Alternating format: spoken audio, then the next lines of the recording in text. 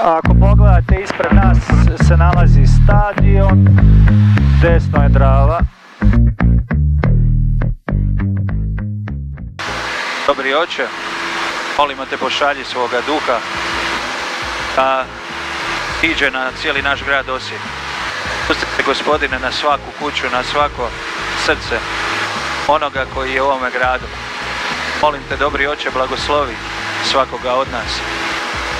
Blagoslovi naš grad, blagoslovi naš trud, naš rad. Blagoslovi naše obitelji, naše branitelje.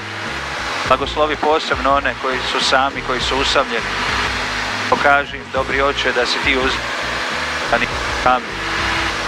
da si ti naš dobri otac. Molimo te da znamo kako slijediti tvoga sina u našim životima. Izli se, duša sveti, na nas, na naš grad.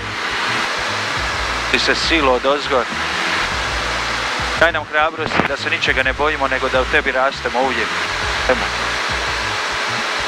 Gospodine, ti se proslavi našim srcima.